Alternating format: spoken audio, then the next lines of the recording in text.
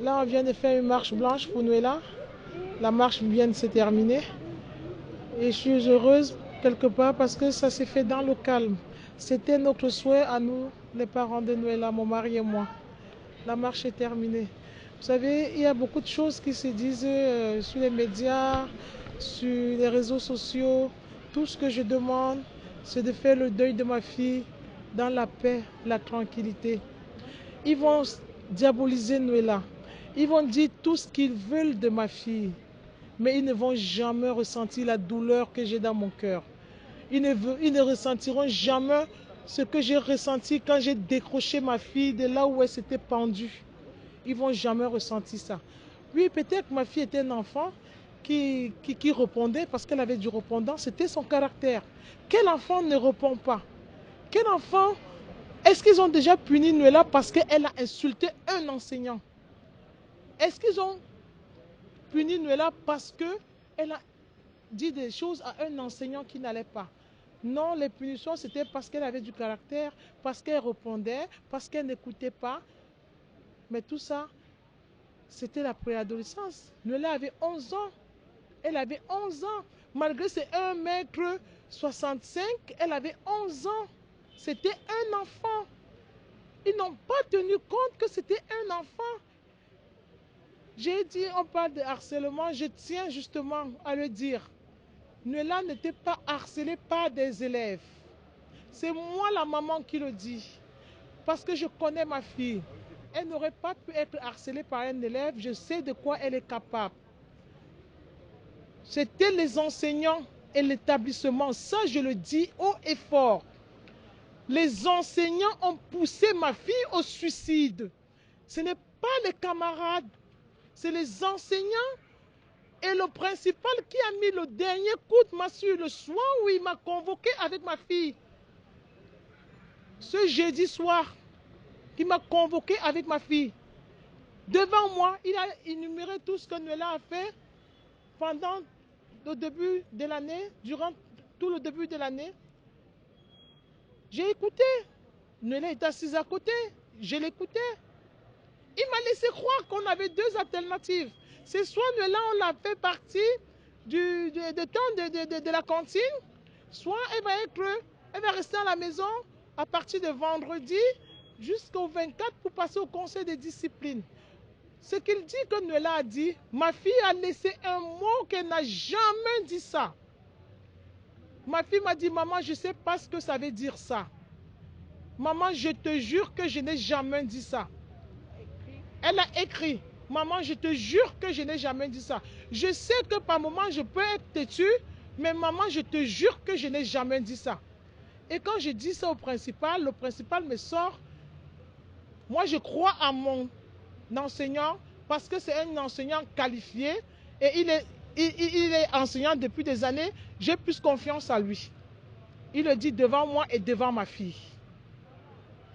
D'accord. C'est quoi la solution donc? Elle passera au conseil de discipline. Ok. Le 24, lundi 24. Soit elle restera à la maison de vendredi 14 jusqu'au 24 et Noëlla lui dit non monsieur, je ne resterai pas à la maison, je vais retourner à l'école. Il répond à Noëlla, Noëlla, ce n'est pas toi qui décides. Et moi je lui dis je travaille, je suis soignante, je ne reste pas toujours à la maison, j'ai un métier. Je ne peux pas laisser un enfant de 11 ans toute seule à la maison à tourner les pouces. Trouver une solution, caser-la quelque part pendant ces jours-là en attendant le conseil de discipline. Non, madame, Noëlla restera à la maison, c'est pour sa sécurité. Je demande, mais quelle sécurité? De quoi Noëlla souffre à l'école? Est-ce qu'il y a un problème à l'école? Vous mettez Noëlla en sécurité par rapport à quoi et par rapport à qui? Il me sort, de toute façon, sa place n'est plus dans cette école. On doit la mettre dans une école spécialisée psychiatrique. Je dis, pardon, vous vous rendez compte de ce que vous dites à un enfant de 11 ans? Je dis, vous m'aurez appelé à côté, vous m'aurez dit, j'aurais compris, mais pas devant qu'elle. Et quand je suis sortie avec Noëlla quand il a dit ça, Noëlla, elle a baissé la tête, les larmes ont coulé. Et je suis sortie de là avec elle, je lui ai dit, chérie, on y va. De la route jusqu'à la maison, on ne s'est pas parlé. Je l'ai tenu juste la main, on ne s'est pas parlé jusqu'à la maison. Et je suis allée à la cuisine. Elle est rentrée dans sa chambre. 35-40 minutes plus tard, c'est sa petite sœur qui dit, maman, Noëlla n'a pas le droit de faire ça. Je dis, faire quoi, chérie? Viens voir ce que Noëlla a fait. Et quand j'entre dans la chambre, je trouve Noëlla pendue. La langue qui était déjà sortie, c'était trop tard. Je l'ai décroché. Vous imaginez une maman décrocher sa fille qui s'est pendue? Ce monsieur, ce principal, quel que soit ce qu'ils vont dire, quel que soit ce qu'ils vont faire, parce qu'ils vont s'arranger à noircir ma fille. Je sais qu'ils vont le faire. Ils vont s'arranger à la noircir. Je suis prête à tout. Je suis prête à tout. Mais ils vont le payer d'une manière ou d'une autre. Ils vont payer. Tous ces gens qui n'ont pas compris ma fille, tous ces gens qui l'ont harcelée, je parle bien des enseignants qui n'ont rien fait pour elle. Je parle des enseignants, je ne parle pas des élèves. Ils n'ont rien fait pour elle. Elle était toujours exclue. Et ça, je ne le savais pas. On me l'a rapporté après sa mort. Parce qu'on l'a croisée dans les couloirs de l'école, elle pleurait. Et elle disait, je ne sais pas pourquoi mes professeurs ne m'aiment pas. Même quand ce n'est pas moi, on dit toujours que c'est moi. Elle a rapporté ça.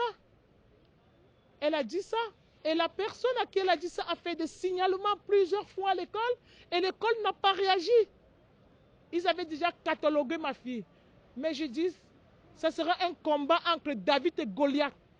Ça sera un combat entre David et Goliath. Ils peuvent la noircir autant qu'ils veulent. Mais ce n'est pas eux qui ressentent cette douleur que j'ai dans le cœur. Je vais défendre ma fille jusqu'à la dernière goutte de mon sang.